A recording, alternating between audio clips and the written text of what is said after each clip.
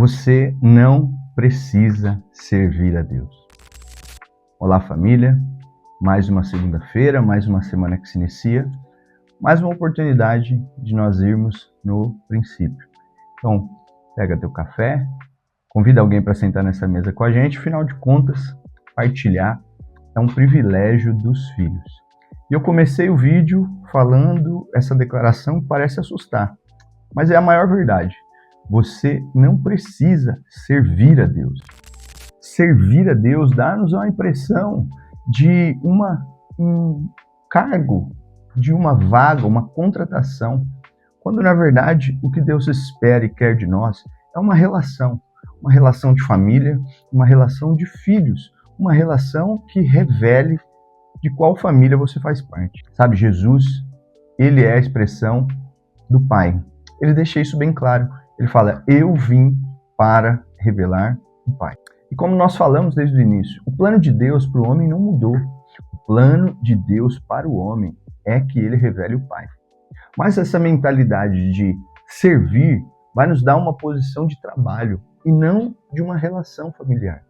E você vai ver que o que Deus espera de nós é que nós possamos romper essa barreira do que fazem coisas, daquele grupo de pessoas que fazem coisas, para um grupo de pessoas que são. É isso. Deus não nos chamou para fazer coisas. Deus nos chamou para revelar o Pai. E nós revelamos o Pai sendo. Olha só que interessante. Guarda isso na sua cabeça, no seu espírito, irmãos. Nós precisamos romper essa barreira de fazer coisas para chegar na posição de ser. Gênesis 1, no verso 26, a palavra diz assim, façamos o homem a nossa imagem, conforme a nossa semelhança. Tenha ele domínio sobre os peixes do mar, sobre as aves do céu e sobre os animais domésticos, sobre toda a terra e sobre todos os répteis que rastejam pela terra. Criou Deus, pois, o homem, a sua imagem, a imagem de Deus o criou, homem e mulher os criou. E Deus os abençoou e lhe disse, sede fecundos, multiplicai-vos, enchei a terra e sujeitai-a, dominai sobre os peixes do mar, sobre as aves dos céus e sobre todo animal que rasteja pela terra. Olha que poderoso isso, irmãos. Eu vou te trazer agora gatilhos da sua infância, mais precisamente das suas aulas de matemática. Você ouviu muitas vezes dizer, a ordem dos fatores não altera o produto. Mas eu vou te falar que para nós, a ordem do fator altera sim o resultado, altera sim o produto. Nós temos a mentalidade de fazer, Deus espera que a gente seja. E já nos deu recurso para isso. Olha o que o verso 28 diz. E Deus os abençoou e lhes disse, sejam. Ele primeiro garantiu que tudo que nós precisamos, nós já recebemos. Agora ele nos impulsiona a ser. Ele fala assim, sejam fecundos, multiplicai, enchei a terra e domine sobre ela. Pastor, dominar sobre a terra é muito difícil. Deixa eu te falar, o recurso que você precisa, ele já te deu. Primeiro veio a bênção, depois o serviço. Primeiro o recurso, depois a ordem para ser, não para fazer. Deus os abençoou e disse, sejam. Olha só, é tão forte isso, que o diabo, quando vai tentar a mulher, quando vai enganar a mulher, ele não muda nem de assunto. Mas deixa eu te falar uma coisa que pode parecer confuso. Nem tudo que Deus disse foi o que Deus falou. Parece confuso isso, né? Mas deixa eu te falar. O diabo continuou falando de fruto, mas ele alterou a ordem e alterou também o resultado. Jesus aqui, Deus aqui ele falou, Deus os abençoou e disse, sejam. Agora o diabo vai falar com a mulher e diz ao contrário. Ele fala assim, não foi isso que Deus falou? Se vocês comerem, então serão como ele. Então ele muda a ordem. Você percebe? Ele fala, não é isso que Deus disse?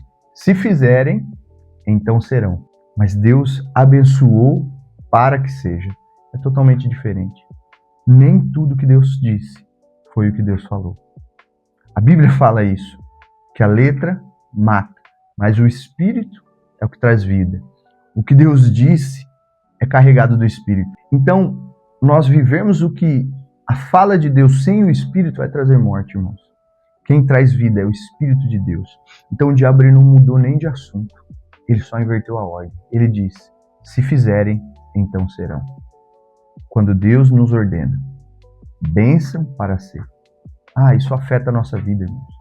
Isso afeta todo o resultado da obra de Deus. É tão farto isso, é tão sério isso, que a Bíblia vai falando que tudo que Deus fez foi bom. Mas quando ele chega no homem, aí ele vê então a plenitude da sua bondade expressa, revelada nos homens. O façamos dele, quando ele fala façamos, que é um verbo presente contínuo, ele fez, ele está fazendo e fará do homem igual, semelhante à Trindade. Ele não está falando dos atributos de onisciência, onipotência, onipresença, não. Ele está falando das capacidades dos sentidos de cada um. O amor do Pai, a graça do Filho, para a comunhão do Espírito. Então, essas capacidades estão em nós. Para quê, irmãos? Para que a gente possa ser a expressão da Trindade entre os homens. Então, ame como Deus ama. Perdoe como a graça que é Cristo perdoa. E seja elo de união, como o Espírito tem essa capacidade. Irmãos, quando Deus fez o homem, a Bíblia fala, viu Deus que era muito bom. A plenitude da bondade de Deus é expressa através de pessoas. Quando Deus quis expressar o amor mais profundo, o tamanho do seu amor, ele falou assim, olha, o mundo eu amo de tal maneira, de uma forma tão intensa, que eu vou expressar esse amor com o meu melhor. E o meu melhor é um filho. Deixa eu te falar, irmãos. Essa realidade, essa revelação tem que cair no teu coração, porque isso vai afetar o seu casamento, isso vai afetar a sua relação pai-filho, isso vai afetar como você se relaciona com a igreja. Quando Deus quis expressar a sua bondade, ele enviou o homem. Quando ele quis expressar a totalidade do seu amor, ele colocou no seu caminho um filho. Isso tem que ser a tua verdade. Você é filho.